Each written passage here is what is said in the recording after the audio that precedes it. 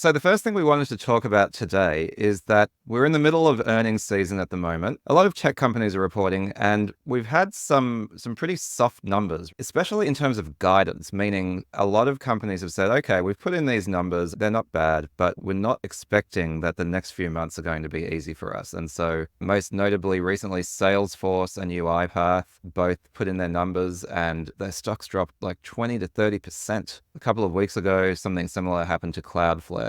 And so these are all sort of enterprise B2B SaaS, or, Cloudflare is less SaaS as infrastructure. But the reason I wanted to bring this up and get your guys' take is less about, I don't really care about stock market in the context of this show, but for founders, I think what this points to is that there is still a lot of softness in terms of spending. So if you're selling into the enterprise, cost cutting has just been one of those things that, once people discovered it, it's like someone discovered, I don't know, alcohol. I know both of you have a drink. And they're like, damn, I like this stuff. I'm going to have some more, right? So I think with some of the economic challenges around COVID and so on, I think honestly what Elon did at X, people are like, oh, okay, our workforces have become bloated. Our spending has become bloated. Zero interest rates are over. Let's start cutting costs. And they cut all those costs and nothing bad happened. And so even as things are getting better in the economy in a lot of ways, I think that that cost-cutting drug is still giving people that rush. What that means is it works its way through the system. Companies are still slow to open their wallets and pay big amounts for,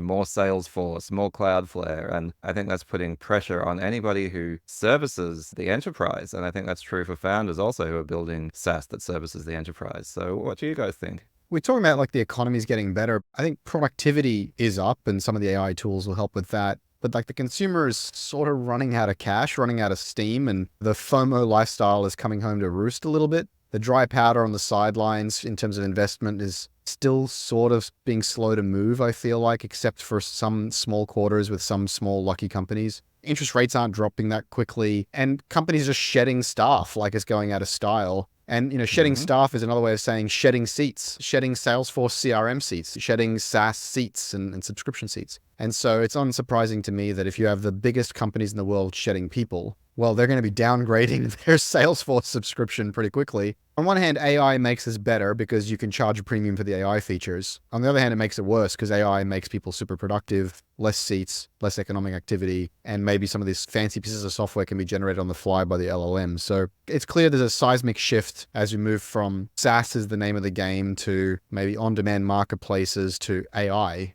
It makes sense to me that there's a real rebalancing in the SaaS businesses.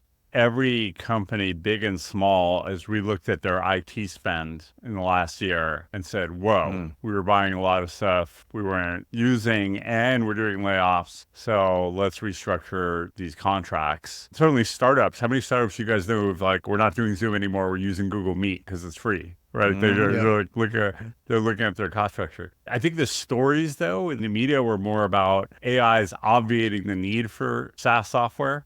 And I don't know if to what degree that's playing in, like, does AI make you not need Salesforce? I don't quite see that yet. Maybe that's a future, but it's not today. So I think maybe the messaging was a little overwrought on one side, where really the other side was the story. Yeah, I don't think it's AI yet. This is one of my long-term predictions. I'll find the receipts. It's on LinkedIn. I made a prediction a few years ago that I said I'm long-term bearish on workforce enterprise SaaS.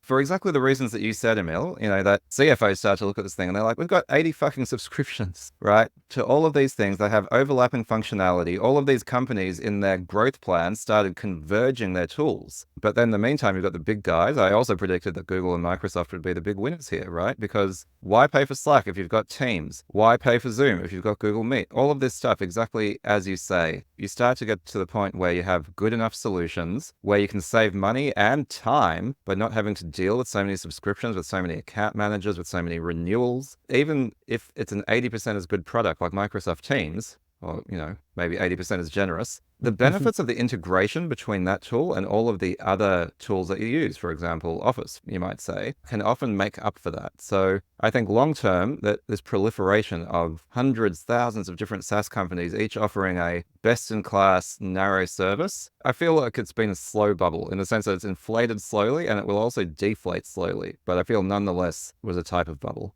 It's ecosystem, man, right? Like it's all about the ecosystem. You don't leave Apple because you've got your Apple Watch and your Apple headphones and your Apple laptop and your Apple phone. And you don't leave Microsoft or Google because you have your Google Docs and your Google Sheet and your Google, image generator now with AI and your Google Meet and your Google whatever, Google Chat. And yeah, even if it's only 50% as good, it's the integration with the rest of the stuff that makes it good. Yeah. And, we dreamed of a world of best of breed software integrated with APIs, and that world was real for a while. But when you start talking about the end of ZERP and the end of bloated companies, you start talking about the rapid shedding of seats and subscriptions and unnecessary costs. So, everyone starts to recalculate. The lesson there for founders is somewhat obvious, but if either of you would like to make a finer point, like what if you're a founder and maybe you're building in this space, what do you do in response to this kind of change in climate? I will say, this is a continuation of my concern, I'll call it. I won't even call it a hypothesis or a prediction, that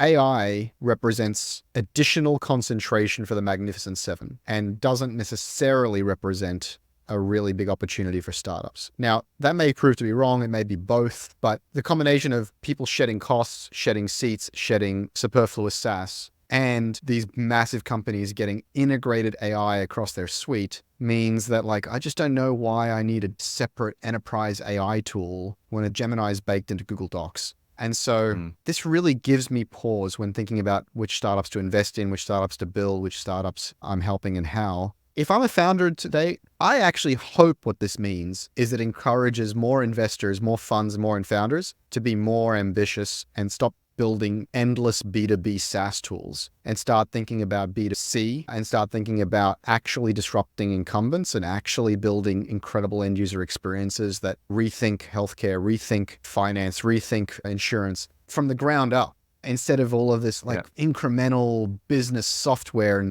stuff that just feels so prosaic and safe. I've never loved SaaS as an investor just because I just I'm not interested in it. Fair enough.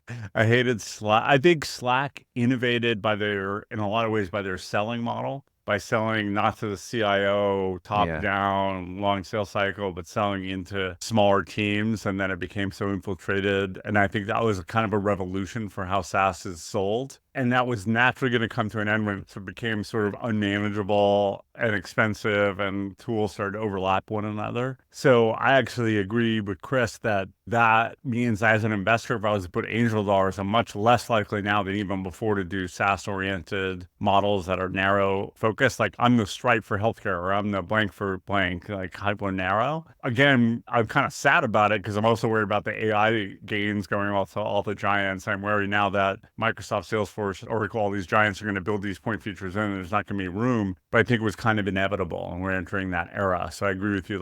Maybe that changes the ambition of founders a bit more, which hopefully is the counter goods thing that happens. Emil, you mentioned with a Stripe for healthcare. I think that's a problematic one, but the actual problem is more, I think, when you say, we're the world's best tool for optimizing the copy in your lifecycle emails, and that's all we do. And people used to buy all of these things, tool upon tool upon tool. And one of the bits of advice that we've given is start with solving an embarrassingly narrow problem. And I think that is the good bit of advice, but I think there is some nuance here that's maybe worth discussing, right? Which is when you have these tools that have this kind of chain link dynamic, right? Where you don't want 100, 500 different tools. You want a small number of tools that are broader and more capable. People say to me, I'm selling you this tool that helps you optimize your email copy for lifecycle marketing. I'll say, look, I already use Klaviyo, let's say. Your tool does look better, but Klaviyo is good enough. I'm not willing to spend the money, the time, the hassle of integrating your tool. And so when you're selling into the enterprise and what you're offering is yet another tool, I think that is really challenging, and increasingly so. It really does affect how you think about the shape of your product and your go-to-market around it. If you're building B2B SaaS, I don't think it changes the shape of the product you're building in terms of you still need to build something embarrassingly narrow and polished and grow into adjacencies from there. I just think you should stop building B2B SaaS. Just go build something that actually affects the world directly, right? Just go build something. I'm always using the same example over and over again, or the same two examples, and Emil, hopefully you'll resonate with this. It's Uber didn't go build dispatch software for taxis. They just disrupted taxis, right? Netflix didn't go build DVD rental software for Blockbuster. They just went and disrupted Blockbuster. Stop going and helping these incumbents there are fine little businesses in that, but like just consider being more ambitious than that. Consider building a first principle tech first company in that category and just go disrupt the legacy players.